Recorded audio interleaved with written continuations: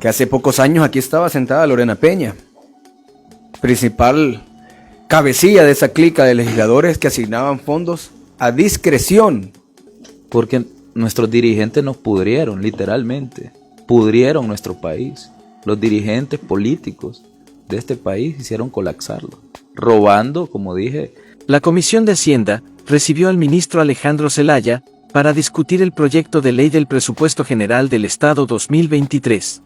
Que hace pocos años aquí estaba sentada Lorena Peña, principal cabecilla de esa clica de legisladores que asignaban fondos a discreción y que no se utilizaban para la gente.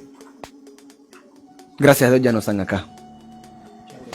Solo está el sobrino de Norma Guevara, ¿verdad? Como le dicen a Cristian. Gracias a Dios no lo es también. Ministro, sí, hemos logrado salir adelante con el combate a las pandillas. Hemos logrado salir adelante con la entrega de las laptops para nuestros niños en las escuelas. Sé que vamos a seguir trabajando en esa misma línea, ministro, y que las proyecciones que hacían negativas aquellos mal llamados oposición, gracias a Dios no se cumplieron. Gracias a Dios El Salvador logró salir adelante de estas situaciones que se habían creado, y ya lo dice el balance primario, lo dicen los datos que usted nos ha presentado, que El Salvador sí está caminando por la disciplina fiscal que le ha permitido a él beneficiar directamente a su gente. Nos hemos ahorrado capital, intereses en pago adelantado de deudas. El plan de antievasión ha generado más de 1.800 millones de dólares que no estaban a disposición del Estado para invertirse. Ellos hablaron mucho de la entrega de las lempitas. Era ofensivo que le quitaban las lempitas. O sea, de paso las computadoras no servían para nada, pues no tenían, creo que, ni puertos USB. Pero las lempitas después se las quitaban, después de los eventos. Se tomaban la foto y les quitaban las computadoras. A mí cuando me contaron eso, yo le dije, por Dios, si me le hacen eso a mi hijo, voy, no sé de qué soy capaz. Le dije. Sí. Te lo juro, porque es ofensivo. ¿Cómo le haces eso a un chico que tiene necesidad? Jugar con la necesidad de sus padres también. O sea, es ofensivo. Entonces, pero ellos, ese era el tipo de política pública que implementaban. Raúl, que creo que estuvo en las aulas en esos momentos, creo que sufrió de primera mano el abandono de la política pública de educación, por completo.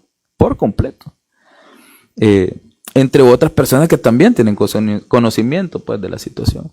Y en materia de seguridad, como dije, vamos a mantener los niveles de seguridad que hemos tenido hasta ahora y los vamos a seguir mejorando. Hay que continuar comprando municiones, porque los criminales siguen atentando contra nuestras fuerzas del orden, lastimosamente. No han entendido que no les queda otro camino que entregarse y confesar sus delitos y pagar sus penas. Entonces, pero para que nuestros policías se sigan defendiendo, tenemos que darle municiones, tenemos que seguir pagando sus bonos, tenemos que darle los cascos. Pero yo creo que también se nos ha olvidado, ministro, disculpe que le interrumpa, sí, no, por favor, aquellas imágenes de policías empujando patrullas. Ah, cierto. Ya, o sea, eso fue hace 3 años, pero se nos ha olvidado que los veíamos, que era constante ver aquellas chatarras con sirenas, y en el peor de los casos a los pobres policías poniendo de su bolsa para la gasolina o empujando la patrulla. Y eso era la situación de seguridad que teníamos, y con el impuesto CES. Y las estaciones policiales desarmadas. Las estaciones policiales totalmente desarmadas. Si ustedes recuerdan, incluso con las botas rotas nuestros policías, pues es indignante. Pues, ¿quién va a hacer su trabajo de manera adecuada si no tiene los implementos necesarios? Y además lo manda a pelear básicamente una guerra, ¿no? Entonces creo que toda esa área vamos a seguir interviniendo, y son de nuestras prioridades. Vamos a continuar con las mejoras, a pesar de que ya mejoramos muchas estaciones de policía, vamos a continuar mejorándolas, ¿no? Así que esas son las principales prioridades, diputado, para el próximo año. Ministro, yo hacía un ejercicio, un cálculo bien simple sobre el tema de la deuda salvadoreña. Antes que entrara Cristiani al poder y el partido Arena, El Salvador debía $2,000 millones después de 12 años de guerra. 30 años después, cuando sale el señor Sánchez Serén y se va a Nicaragua, y nos deja el país como nos lo dejaron. El país debía casi 20.000 millones de dólares y sabemos que mucho de eso fue a parar a casos de corrupción, a los más de 700 millones de dólares que nos costó el Chaparral, que no costaba eso, a los bolsillos, avionetas, mujeres, vicios, gastos, en fin, a todo menos para el pueblo. O sea, dinero había, pero no para la gente. Y haciendo ese cálculo, he logrado ver que cada salvadoreño, si nos tocara bolsearnos ahorita y sacar de nuestra bolsa para pagar la deuda externa, nos tocaría pagar $2.600 por persona, por cada habitante del país. Y vemos que el beneficio de esa inversión o de esa deuda nunca llegó realmente a la gente. Y nos tocó aceptar la realidad que nos heredamos, pero también luchar para cambiarla. Es decir, ellos, en el afán de corromper este país, lo heredaron de tal forma que a usted le está tocando lidiar con el pago de esa deuda. Una deuda inmoral, una deuda que asusta a cualquier ministro, a cualquier país. Yo recuerdo algunos tweets que hacía Mauricio Funes, que decía que usted iba a quebrar el país. O sea, nosotros básicamente invertimos 360 millones y nos ahorramos 275. O sea, es casi que imposible creerlo para algunos. ¿Por qué? Porque ellos no estaban acostumbrados a pensar o a buscarle soluciones a los problemas. Entonces, aquí se emitía deuda a mansalva en cualquier fecha de vencimiento, sin importar la tasa de interés ni las comisiones que estaban cobrando los estructuradores. Así de simple.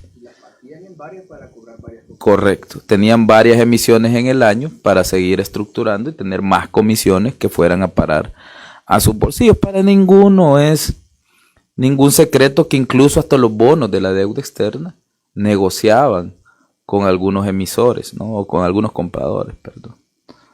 Y esa deuda luego, además de que también robaban en la comisión, ¿no? También robaban en el destino de los fondos. Entonces, ¿cómo íbamos a salir adelante nosotros de esa forma si robaban 3 o 4 veces en una misma operación? El país estaba condenado a mantenerse en el subdesarrollo. Roban cuando colocan la deuda, roban cuando van a ejecutar los proyectos y roban cuando les van a pagar a los proveedores todavía. O sea, 3 veces. Entonces era imposible. Entonces, ¿qué es lo que hemos hecho nosotros? Gestionar deuda externa como lo hace un país soberano y decente, sin negociaciones debajo de la mesa, buscando la mejor oferta de todos los que te llegan a ofrecer, porque hay miles de personas que llegan a hacernos ofrecimientos para otorgar financiamiento. Pero nosotros debemos de buscar la mejor tasa de interés, la mejor comisión y aquello que le genere ahorros al país. Todos esos cambios no son cambios al azar. Son la Dirección de Obras Municipales.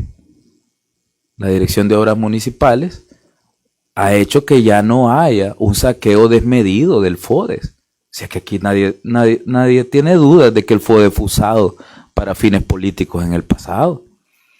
Y algunos siguen reclamándolo. ¿Por qué creen que quieren que siga llegando el FODES y que les llegue la plata en efectivo a ellos? ¿Por qué si pueden gestionar la obra con la Dirección de Obras Municipales, por qué no la gestionan y presentan una buena carpeta? Una adecuada planificación de los proyectos. ¿Por qué si los fondos están siempre disponibles y se ejecutan más rápido que antes, como lo ejecutaban a ellos, no les interesa la obra? El crédito, correcto, porque no hay negocio. El crédito de desarrollo local del Banco Mundial se detuvo en esta Comisión de Hacienda en la legislatura anterior por una sola cosa. El Banco Mundial dijo centralización financiera y descentralización de la ejecución de la obra pública. Es decir, que se ejecuten las obras, pero se van a manejar desde el FIDL los recursos. No se le van a dar a los alcaldes. 200 millones otorgados por el Banco Mundial. Y un diputado de Arena directamente le dijo a los agentes interesados en la aprobación que ese crédito no se iba a aprobar hasta que los alcaldes recibieran el dinero. ¿Qué es lo que les interesa entonces? ¿O qué les ha interesado a ellos siempre? El dinero, claro, sus negocios, sus chanchullos. Al final las obras no eran lo importante. Las obras era accesorio. Era el accesorio para lo principal, que era tener fondos para ellos. Entonces eso ha hecho que se reduzca el nivel de gasto y que tengamos más eficiencia en las intervenciones.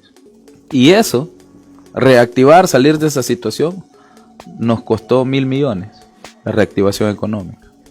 O sea, 20 veces hubiera salvado mi economía del COVID-19. Lo hubiera salvado 20 veces con lo que ellos se robaron. Porque hay que ser sinceros, o sea, no vimos nada. ¿Dónde estaban los resultados de seguridad? Los préstamos que se hacían para infraestructura, para la Diego de Holguín. Sí, hay que recordarnos de la Diego de Holguín. La presa El Chaparral, 500 millones solo en la construcción de la presa. Y nunca se terminaba. O sea, un saqueo por todos lados y de verdad era aberrante. Pero para que tengamos esa idea, el programa de computadoras de nosotros para el año 2021 fue de 200 millones y el año 2022 ha sido de 150. Lo que nos resta para el año que viene son 50 millones, son 400 millones. El programa de computadoras.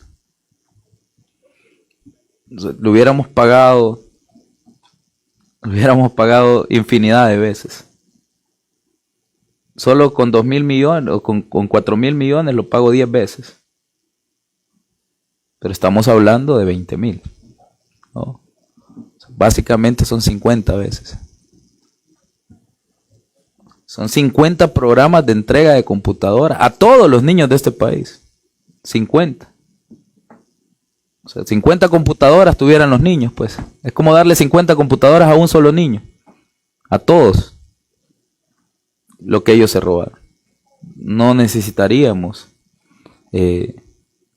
estar buscando créditos ahorita para poder financiar el presupuesto. Probablemente hubiera invertido esa plata en la generación de energía geotérmica, por ejemplo, en el mejoramiento de los puertos, porque nuestros dirigentes nos pudrieron, literalmente, pudrieron nuestro país. Los dirigentes políticos de este país hicieron colapsarlo, robando, como dije, esos 20.000 millones más los 37.000 millones que hablaba nuestro querido y de grato recuerdo Salvador Arias. Aunque el FMLN después lo haya incluso hasta desafiliado a uno de esos economistas más brillantes. Pero esos 37.000 millones no hubieran cambiado la vida a muchos salvadores, a muchas generaciones. Lo hubiéramos invertido en seguridad y seríamos el país más seguro de todo el mundo, creo yo. Entonces, con 57.000 millones invertidos, ¿verdad? Pero es la historia que nos ha tocado vivir. Y es la historia que estamos obligados a cambiar. Y es que yo me recuerdo también que antes se prometía, estos gobiernos que pasaron, estos gobiernos nefastos también del FMLN que pasaron, prometían y prometían que iban a mejorar la educación. De hecho, iban allá a las universidades, ¿verdad?, a prometer, a hacer las grandes cosas que este Mauricio Funes anduvo una su gira prometiendo que se iba a mejorar la educación, los presupuestos, y nunca pasó eso. Lo que sucede es que no les interesaba ni nunca les importaba tener un pueblo que se educara. Yo creo que la educación puede romper con ese círculo también, círculo vicioso, y convertirse también en un círculo virtuoso en la vida de cada persona. Y es lo que justamente le está apostando el presidente Nayib Bukele. Pero vean, la zona oriental ha tenido un problema fundamental en el pasado, y es que los gobernantes miopes la convirtieron en un peso muerto para nuestra economía. Y cuando digo un peso muerto es porque la informalidad se concentra mucho más en estas zonas del interior del país, por una simple razón: cuando hay ausencia del Estado, cualquier actor toma su lugar, ¿no? Entonces, si no hay inversión del Estado en carreteras, infraestructura, ¿cómo quieren que también pues esta zona produzca para el Producto Interno Bruto? En los gobiernos de Arena, lo que se invirtió y lo que le podemos llamar así como algo de tecnología, que no lo es, no es tecnología, sino que una mejora o para ver cool un gobierno como los que tenía Arena. Me recuerdo que el Ministerio de Educación de aquel entonces, con Paco Flores y con Tony Saca, hicieron un convenio para que a uno de los periódicos, que ahora ya solo sirven para madurar aguacates, emitiera una revista escolar, y esa revista escolar la compraban los estudiantes.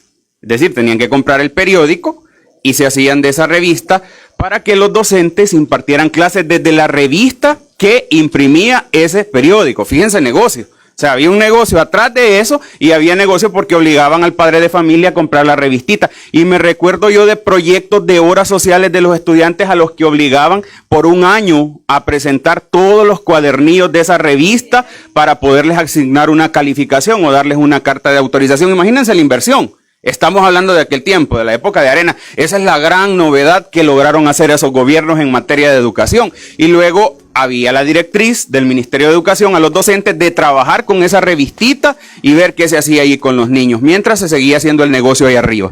Luego apareció el FMLN y efectivamente introdujeron la novedad de las lempitas, ¿verdad? Un niño, una computadora, que solo servía para las fotos. Y para colmo, porque como educador ya lo he manifestado muchas veces, luché por 3 años para que nos llevaran computadoras a mi centro escolar de 400 estudiantes y nunca nos dieron una tan sola computadora. Ahora, al día de hoy, en ese centro escolar, tienen computadora todos los niños y todos los docentes. Estamos hablando de este gobierno. Consultarle si en este presupuesto se garantiza la construcción de las primeras 1000 escuelas que anunció el presidente en Nahuizalco. Sí, diputado, de hecho se asegura por completo la construcción de las 1000 escuelas anunciadas por el presidente, son 1000 por cada año. Dentro del plan son 5 años en los que hemos planificado más o menos intervenir alrededor de 5000 escuelas. Las escuelas en nuestro país han estado abandonadas por décadas, o sea, de hecho el centro escolar público en el que yo estudié fue construido con fondos de la Alianza para el Progreso. Y si algunos recuerdan o no lo saben, hubo un momento en el que casi todos los centros escolares del país tenían nombres de presidentes estadounidenses o de personalidades estadounidenses.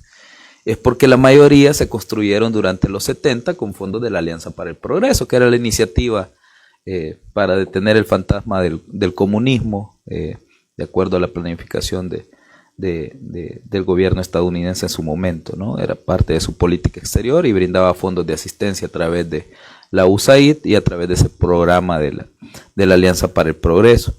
Desde entonces no se ha invertido básicamente nada en nuestros centros escolares. Pasó la guerra, quedaron destruidos y no se invirtió.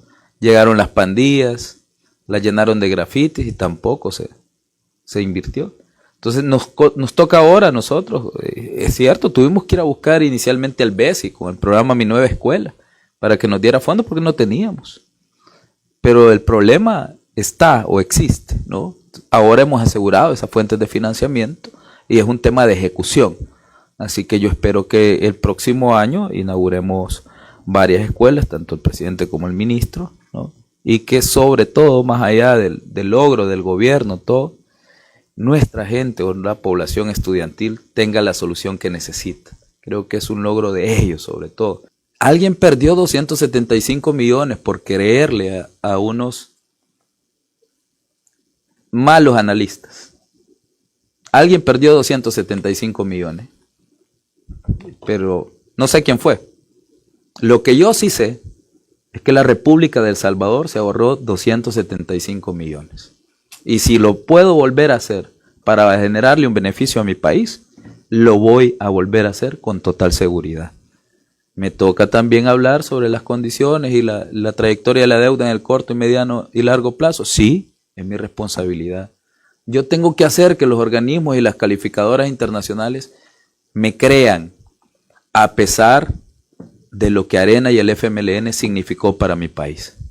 Esa es la situación de las calificadoras, diputado. Síguenos en Mágico TV.